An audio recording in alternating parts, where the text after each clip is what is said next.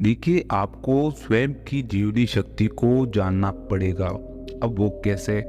इस चीज़ को जाने पहले कि ये होती क्या है। इसके माध्यम से अगर आप मेडिटेशन करते हैं, अगर आप प्रभु का ध्यान लगाते हैं, नाम जप करते हैं, अगर ये बहुत ही शुद्ध है, तो क्या होगा कि आपके अवरोध का मार्ग बिल्कुल नहीं आएगा। आपका मन स्थायी रहेगा, एकदम शुद्ध रूप से आपकी भीतर मन में अगर कोई विचार भी आएंगे तो वे सकारात्मक होंगे, कभी भी नेगेटिव थॉट कभी भी नहीं आएंगे।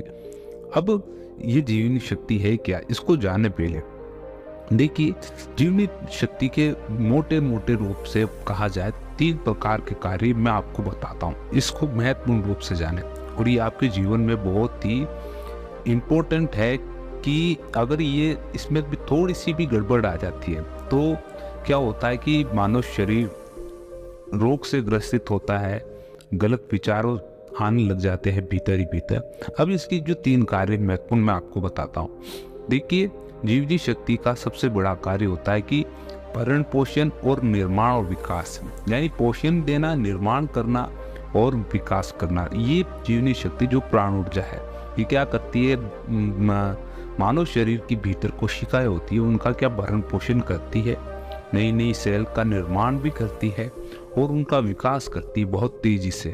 अगर ये जीवनी शक्ति बहुत ही उच्च लेवल में, यानी बहुत ही उत्तम तरीके से, बहुत ही हाई लेवल पर है, तो क्या करेगी? आपको बहुत ही गजब की पावर देगी, बहुत ही गजब की। आपकी इम्यूनिटी शक्ति इतनी तेज होगी, आप उसकी कल्पना नहीं कर सकते। यानी आपके भीतर एक ऐसा हृदय उत्पन्न हो जाएगा, जैसे कि आप 50 साल के हैं तो आपके भीतर एक 13 या 14 साल के बच्चे, वयस्क यानी एकदम चंचल बच्चा होता, उस प्रकार का आपका हृदय होगा, फेफड़े होगा, बहुत ही शक्ति आपके अंदर रहेगी। और दूसरी चीज इसके बारे में जाने कि ये आपकी शरीर की शुद्धिकरण करता है ऑटोमेटिकली के लिए। जो जीवनी शक्ति होती है, ये क्या करती है? आपकी शरीर की शुद्धिकरण करने में बहुत ही इंपॉर्टेंट है। अगर आप इस पर ध्यान दें, रोज रेगुलर रूप से अगर योग प्राणायाम करके इसको शुद्ध बनाए रखे, भीतर ही भीतर इस चेतना को बहुत हाई लेवल तक ले जाए, इस प्राण शक्ति को आपको जितना हो सके उतना शुद्ध रखना है भीतर ही भीतर, तो क्या करेगी? ये आपके शरीर की शुद्धिकरण करने में बहुत ही ज़्यादा इम्पोर्टेंट कार्य करेगी। अब शरीर का शुद्धिकरण कैसे होगा? देखिए, बाहरी रूप, आंतरिक रूप से अगर आप खाना खाते हैं, खाना खाने के बाद खाना आपके पेट में जाता है, आमाशय के थ्रू छोटी आंत फिर बड़ी आंत फिर बाहर निकलता है कैसे भी करके। तो क्या होता है कि ये जो प्राण शक्ति होती है, इसको धीरे धीरे डाइजेस्ट करने में बहुत सहयोग देती है। अगर इस जीवनी शक्ति में अगर अवरोध आ जाता है कहीं भी, पूरी शरीर के अंदर 72,000 नाड़ियाँ होती है, उससे ज़्यादा भी होती है, काफ़ी सूक्ष्म ऐसी सूक्ष्म नलिकाएँ होती है जहाँ पर खून बहता चार पूरे शरीर के भीतर। तो क्या होता है कि अगर कहीं भी अवरोध आता है, कहीं यानी रुकावट आती है, तो क्या वहाँ रोग उत्पन्न होने की बहुत ज़्यादा चांस होते हैं।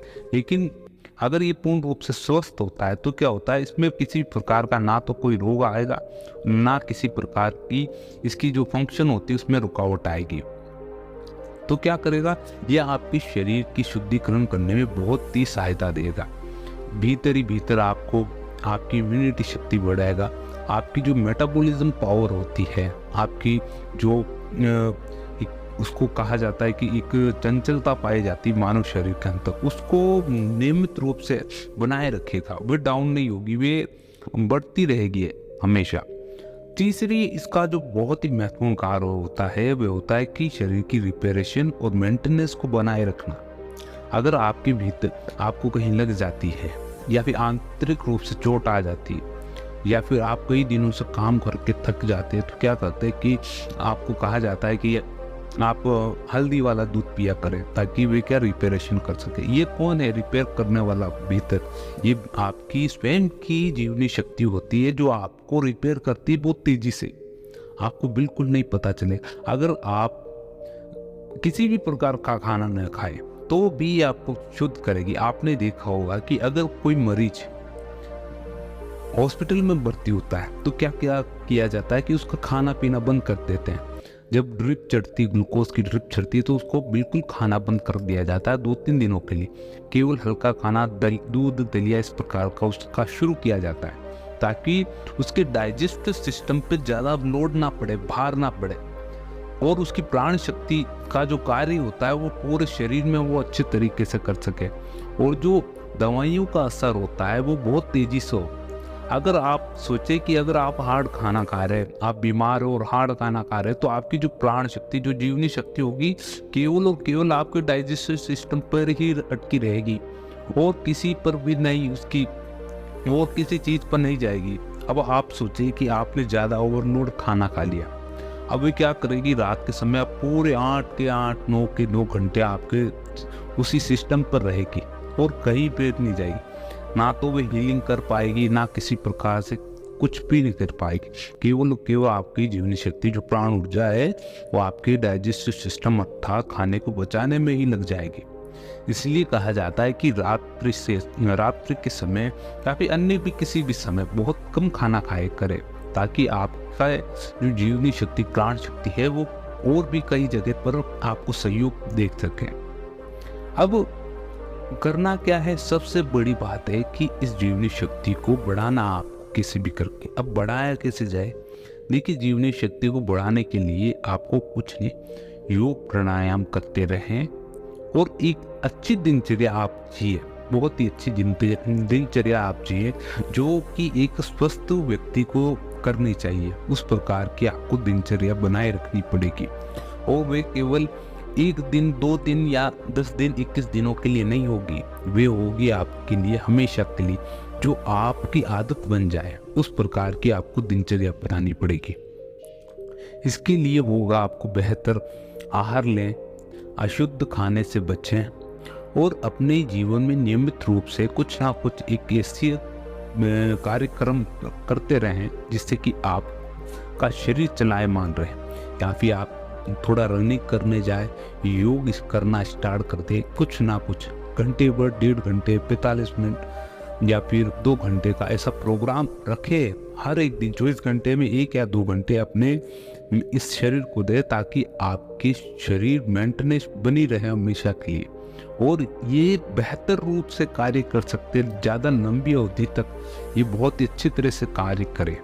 वरना आप एक अनियमित दिनचर्या लेके चलेंगे तो क्या होगा कि आप जब 40 साल के अभाव, यानी 40 साल आपकी उम्र हो जाएगी, उसके ऊपर चले जाएंगे, फिर क्या होगा कि आपके शरीर में अनेकों प्रकार के रोग आने लगेंगे। क्योंकि उसके पश्चात क्या होता है कि जो मेटाबॉलिज्म होता है, इम्यूनिटी पावर होती है, वो बहुत ही डाउन हो जाती है, यानी खत्म होने की स्थिति पर आती है।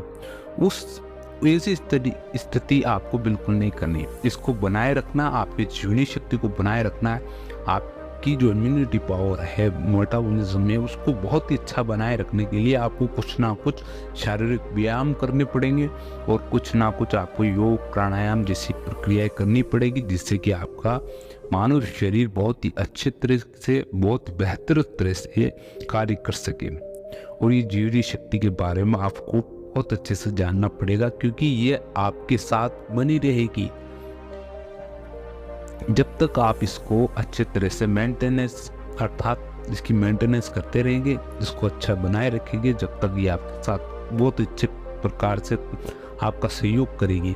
अब ये आपका सहयोग कैसे करेगी? जैसे आपने बहुत ही हल्का भोजन किया, तो कैसे सहयोग करेगी? ये बहुत ही तुरंत तरीके से आपके उस खाने को बहुत जल्दी डाइजेस्ट कर देगी। बहुत ही योगदान रहता है इसका, बहुत ही ज़्यादा योगदान रहता है।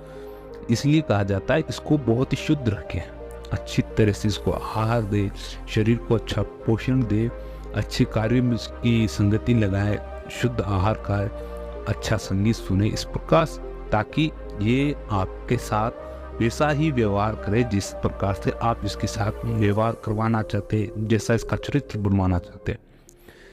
तो इस बारे में आप थोड़ा सोचिए, विचार करें, इसको अच्छे तरह से शुद्ध रखें, जितना हो सके। जीवनी शक्ति तो वो बहुत ही अच्छे तरह से शुद्ध रखें।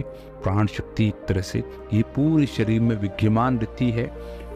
इस चीज़ पर आपको बहुत अच्छे से ध्यान देना होगा। अगर आपको कोई प्रकार का द्वंद्व हो इस पर, तो आप ज़रूर हमें कमेंट के माध्यम से पूछें, अगर वीडियो अच्छा लगा हो तो इसको लाइक करें और शेयर करें हमारे चैनल को। आत्मा का सफ़र हमारे चैनल का नाम है। आपको ये वीडियो कैसा लगा ज़रूर हमें जानकारी दें। अगर वीडियो अच्छा लगा हो तो लाइक जरूर कीजिए। मिलते हैं हम आपसे अगले वीडियो में, जब तक के लिए जय श्री राम। ओम नमो भगवते वासुदेवाय।